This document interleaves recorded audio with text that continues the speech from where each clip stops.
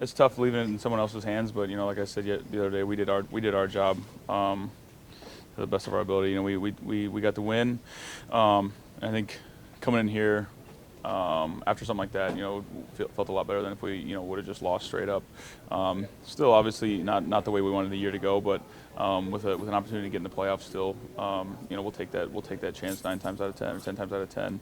But yeah, I just can't leave it up to the Saints. Was there one moment where you can put your finger on and say this is where the season started to turn on us a little bit? No, I don't think so. Honestly, I couldn't think of one in particular. I think there's just a lot of ups and downs this year. A lot of shuffling around, especially on the O-line. Guys stepping up, guys playing out of position in new positions. And I thought they handled it great. Like what some of the guys did this year is pretty unbelievable. But no, I couldn't. I don't think I could pinpoint it.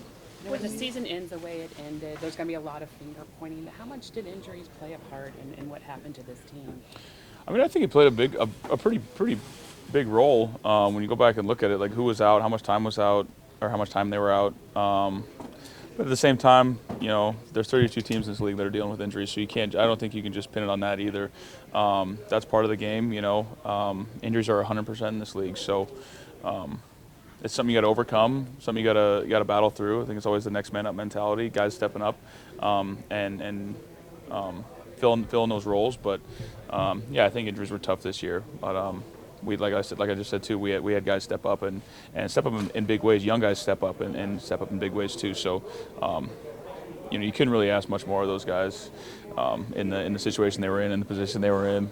So yeah, just I honestly am really proud of all of our guys. For the work they put in this year and day in and day out. I love this group of guys. I think we have a really tight, really close-knit locker room. And I don't think it's like that everywhere. So, I love these guys. What do you want fans to know? What emotions are days like today when some guys might not be playing, changes happening? Yeah, today's always a tough day, every year. I mean, you see all the bags and stuff, guys clean out their locker. And, there's nothing really set in stone right now. But, you know what's coming. It's going to be a different room next year. It's going to be a different locker room. So you got to just be thankful for your time with everybody. The turnovers, it happens all the time in this league. So just be thankful for your time and thankful for your memories with all your boys. But today's always a tough day. How will you ultimately look back on this 2025 season?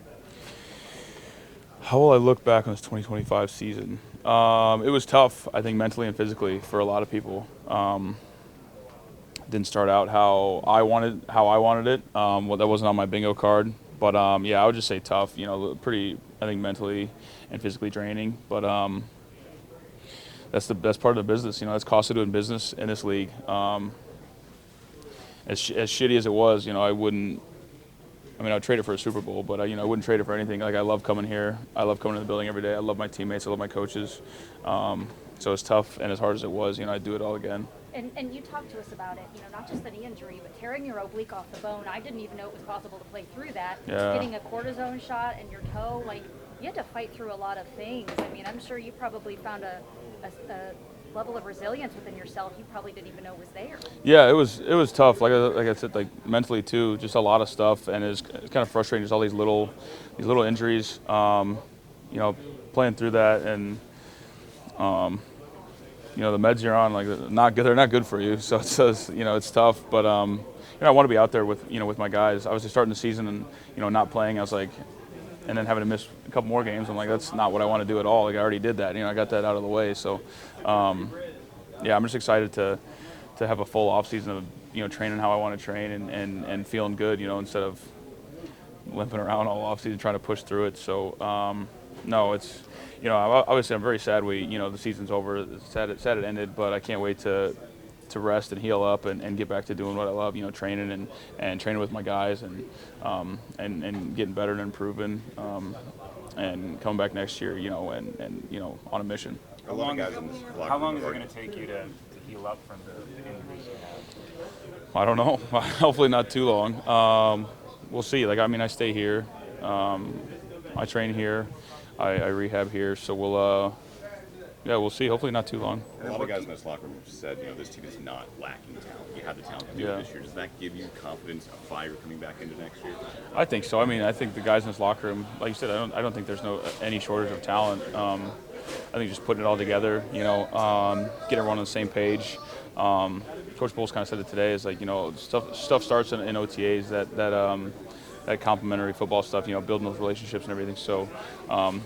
Like I'm here in the off season. We got a good group of O-line guys training here in the off season. So I think that's where it all starts. And hopefully we just keep building and keep getting better and come back next year and fly around. And what can you say about Todd Bowles? As there are questions about his future moving forward. Yeah, I mean I love Coach Bowles. I see it on I see all the talk on Twitter. I don't care about it. It's just people that are sitting at home talking about it, but we know what we have in this building.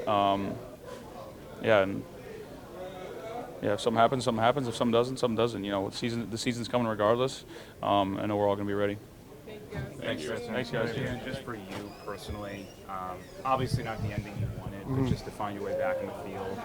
What has this season taught you? Adversity going to creep around the corner. It taught me that I'm resilient, I'm strong. And I could really face anything that comes my way. And then also just with the ending of how this season went, what was yesterday like and how do you process those emotions? Oh, it was shitty.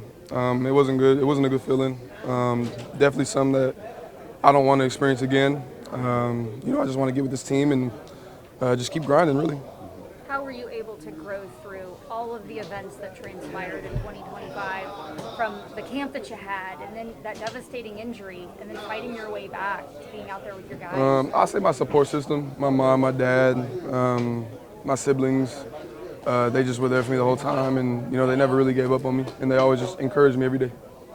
Jalen, do you guys have can you put your finger on why the offense maybe wasn't as explosive once you all, like the core four there, came back at wide receiver? Nah, I really can't. I mean, I'm not pointing fingers at anybody. We just didn't execute. And that's what you're supposed to do to be successful as an offense, to execute. So, we just got to hit on those cylinders next year and then figure it out. What are the emotions like on days like today with guys not coming back and all the changes? It's sad. It's definitely a low vibe. We're appreciative of all of our relationships and each other and what we built, but at the end of the day, we know it's not going to be the same locker room, so it's a little heavy. There's some uncertainty about the guy whose locker's right next to yours, Mike Evans. We don't know if he'll be back next year or not. Just what has it been like playing with him, and are you actively campaigning for him to return? It's been a journey, just coming in and him being the vet to look up to was something that it was a dream, and he's a legend, and I'm so appreciative of everything he's done for this organization and the room in general. And I don't want him to go, but if he does, I don't think he has anything to stress about. Yeah. What did he do for you personally through all of your adversity that you faced? I think he helped me understand my worth as a receiver, and he was able to teach me that it's okay to make mistakes, but the big thing really is how good of a receiver I am, and he was able to just speak it into me and just encourage me. Did you not believe that before? No, I did, but when it comes from Mike Evans, you kind of just feel a little different about yourself. Yeah, you guys probably were able to spend a lot of time in the training room together, and normally that's a really lonely place.